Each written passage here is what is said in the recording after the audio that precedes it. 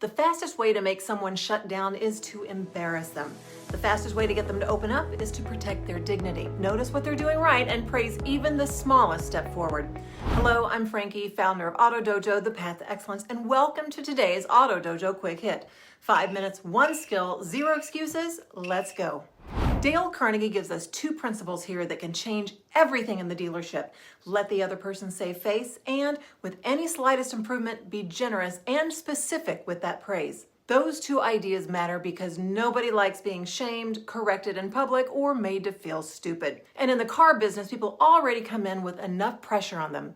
Customers might be frustrated that the payment's higher than they hoped. They could be embarrassed about their credit. They may be disappointed that the exact vehicle they want isn't on the lot yet, or maybe it was sold before they got there. And it's possible they feel uncertain about the process and don't want to look uninformed in front of you. If you pile comments, a tone, or an attitude that makes them feel worse on top of it, you lose more than the deal. You lose trust. That's why it's so important to help people save face. If a customer is wrong, you don't have to rub it in. If they misunderstood something, you don't have to prove how wrong they were.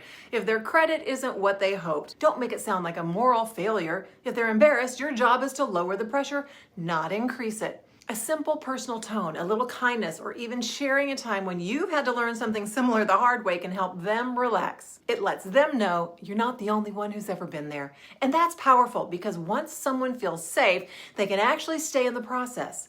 This matters for managers too. If one of your team members makes a mistake, don't criticize them in front of the rest of the team. Don't make an example out of them. If you need to correct something, do it in a way that preserves their dignity. People work harder for leaders who protect their pride than for leaders who damage it. In the same way, with customers, you need to remember this simple truth mentioned in a previous episode. Even if you win the point, you can still lose the sale. The customer has to feel like they can walk away with dignity. They have to feel like they still matter. If they feel shamed by you, they'll remember that more than the facts. But on the flip side of that, praise the slightest improvement. This one is huge because what is praised gets repeated. Praise the customer if they figure out a new technology on the vehicle, handle the test drive well, ask thoughtful questions, and clearly did their homework or show it prepared. Don't be stingy with that positive reinforcement.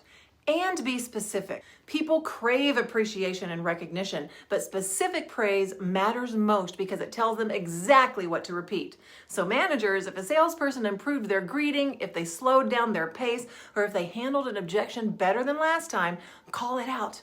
If they did one thing better than they did before, notice it. People don't grow just by being told what's wrong. They grow when someone recognizes progress and reinforces it. A few words of praise can change somebody's confidence. It can change how they carry themselves. It can change how they show up tomorrow. Sometimes it can change the whole direction of their career or life. That's not an exaggeration. That's human nature.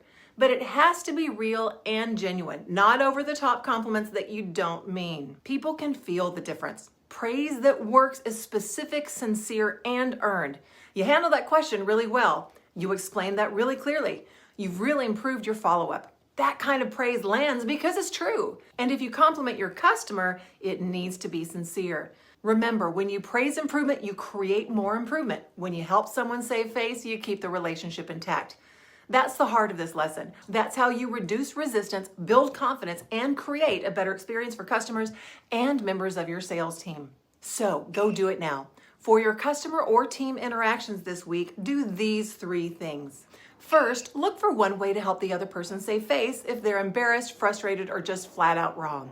Second, find one small improvement to praise. Third, make that praise or compliment specific. Name the exact behavior, action, or detail that you're appreciating.